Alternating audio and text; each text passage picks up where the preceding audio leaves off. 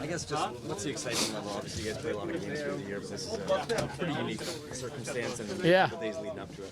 Yeah, no, I think the break between games definitely gets the boys going a little bit, and I mean, during the year we get used to playing every other day, so to get 4 or 5 days like that between is something you look forward to and chomping at the bit. So looking forward to tonight. How's the experience been these last couple of days? Oh, it's been great. I think it's great for the group to spend some time in another country together, and I mean, that's how you gel, right? So having a good time and playing some hockey, so tough to beat that. I have not tried the meatballs, but a couple of the guys went to a meatball spot yesterday, said it was pretty good. But no, food's been great. Hotel's awesome. People have been great. So would love a little bit more sun, but apparently that's the summertime. So overall, it's been a great trip so far. Did you have a chance to see the Red Wings game last night at all? We were trying to watch in the hotel, but we couldn't. So I was just watching the highlights on my phone. But yeah, no, I mean, obviously it's two offensive teams going at it, and I mean, 4-1's obviously not a safe lead in this league anymore, so that was a good game. Overall, I thought, both teams played well, and looking forward to the test tonight. Is it hard to wrap your head around, you guys are only here for 2 more nights, and you haven't even played a game yet? You know what? I think we're just focusing on tonight because that's how we're down here. We're down here to play 2 games, so starts with the first one, and big test tonight against Detroit. Hi. But how has it been balancing an opportunity like this, which is kind of once in a lifetime, and then going into game mode? Yeah, I mean, I think they kind of coalesce there. I mean, obviously it's a once in a lifetime opportunity, so you want to make the most of it and just do everything you can with that opportunity. And I think guys are just really juiced to get going, and it's fun to be here. It's exciting to be on the road with the guys on an unfamiliar territory, but everyone I think is just really motivated to get on the ice and start playing games. And what is the sense you've gotten of hockey culture here in Sweden, whether that be from the excitement of the fans or maybe some of the kids you've worked with in community projects? Yeah, and those community projects, obviously those kids were really excited to play, and you could tell that they've been around hockey and they love hockey, and I think it's pretty exciting, that there was some fans at our practices, and I think everyone's just really excited to have us here, and we're excited to be here and just be able to participate in an event like this. It's pretty special, and so we're going to take full advantage of it. And as someone newer to the league, what does this experience show you about kind of the opportunities you have working for a team like the Toronto Maple Leafs in a league like the NHL? Yeah, I mean, it means a lot that I get to go out and help with communities and do social work as well. It's pretty nice to have a guy like Mark Frazier kind of put those things together and have us help out in any way possible and kind of do our part in spreading the game of hockey. And so it's been awesome, and I think it's a good opportunity for all of us here to just spread the love of hockey. And so I think we're just really excited to do that. And I know you can't say too much, but what are the goals tonight for tonight's game? What is the teams in? What is the boys and you hoping to achieve? Yeah, I think we just want to find our game early, have a good first period. Obviously, we've been off for a little bit for games as well, so just having a good start to our game and finding ourselves early, and then ultimately ending up with a win. We want to dominate. We want to be the best team here. Mitch, what's the off-ice highlight of your Sweden trip so far? That's a good question. I don't know. I guess just following Willie around and wherever he recommends we've been going. So I'm very bad with the names of the restaurants we've gone to, but a couple of really good meals. It's tough. Sun goes down pretty early here, to be honest, but it's been just real nice walking around the city, kind of just getting a vibe of it, and you kind of see the hype around Stockholm and Sweden of why it's so nice. Raise your hand if you have a question. A reminder, we'll do Swedish questions at the end for William. We'll go front left. Willie, I saw you donated all that hockey equipment. How did that start and get brought about? You say you might chirp you.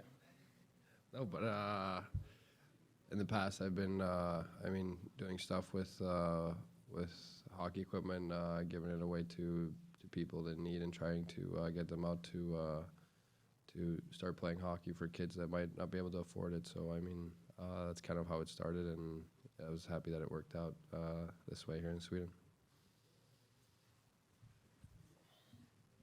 Go to the back left, Eric.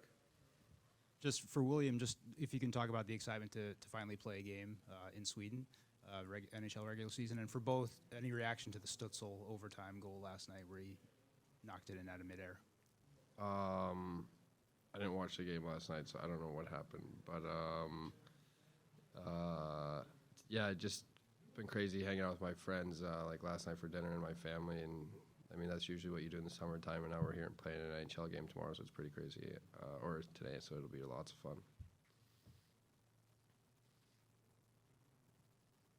On the right side, second row. What would be a cool place for you guys to play the next Global Series? I don't know. I don't know either. We have a lot of Swedes in our team, so this one works out great for us. I don't know. That's a good question. Maybe Camper, Prague, or something like that. What are the main pieces for your team to succeed here in Stockholm tonight evening? I think the first thing is just to find our game and get playing again. I think it's been a long break by NHL standards, and adjusting to the time zone and our surroundings, all those kind of things. You want to find your game. We're playing against an opponent that played last night, so in the early going, at least, I would think that would be an advantage to them. It's going to be on us to get going and get skating right away. Front right, Kevin. Sheldon, what's your sense of Connor Timmins? I know he's not playing tonight, but how he's handled his comeback, his rehab, and what you think his chances for being an impact player when he finally does come back? Well, I think he's handled his rehab really well. Unfortunately for him, it's something he's been through a lot. But he's to me just continue to just work and accept it for what it is and take advantage of every day that he has to to help him come back strong and to not let it linger or affect his season once he does get going. I think that is important for us to really make sure that he's ready when he comes back. And then in terms of his impact, I think he should have lots of confidence in how he was playing in training camp and preseason before his injury. And anytime he's played for us, he's done a good job. So I think he's still a young guy looking to establish himself in the league in terms of being an everyday player. So once you get your chance, take advantage of it. All the way on the right side, second row. Sheldon, what was your takeaway from dinner with Matt Sundin last night?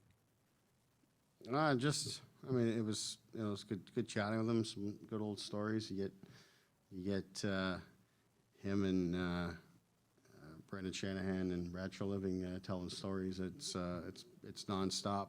So it's great. But he's just he's a proud Maple Leaf, first of all, and you can see that. But also he just loves the game, and I think he was enjoying being around everyone and telling the old stories. So. Those are the nice things about coming out here, and it's not just for a legend like him, but for our other Swedes that are here. Just getting a feel for them in their own surroundings is special. Left side, second row, Mike.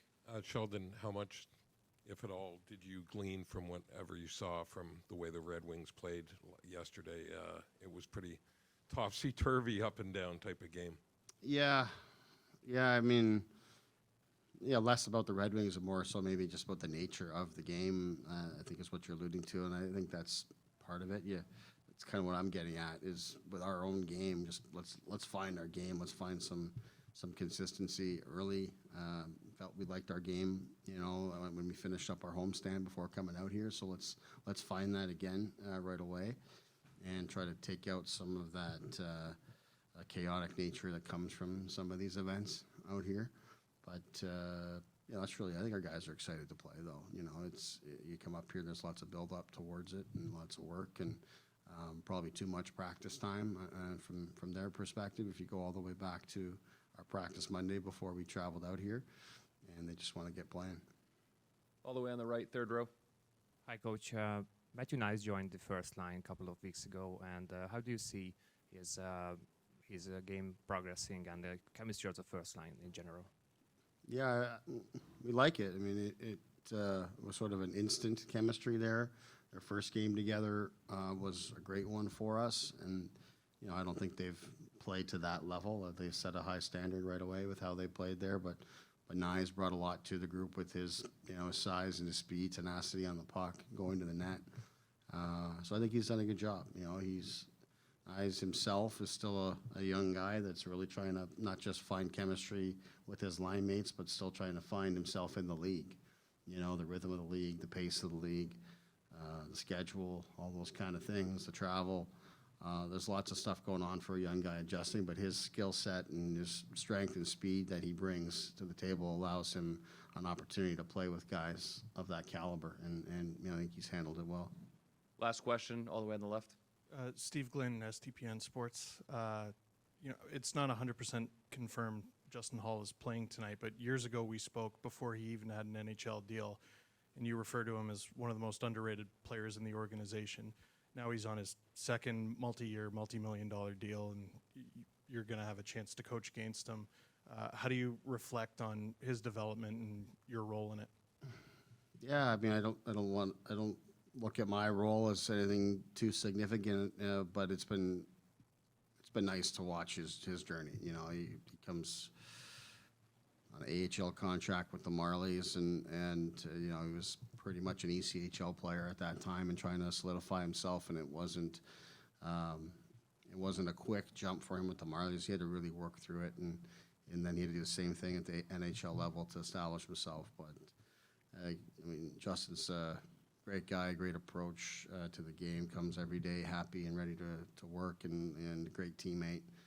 He's got a lot of great relationships here in Toronto. So the way that it's developed for him, you're thrilled for him, and it's what you want to be about as an organization. Is you want to give people opportunities, you want to help them get better, you want to see them succeed. Of course, you want it to be with you, and all of that. In some cases, and like Hall, he gave us some really good years here. In other cases, you got to move guys on for various reasons, and you see them succeed elsewhere. But anytime you've contributed in some sort of way as an organization to the development of any player in their career and what they want to do, you feel pretty good about that.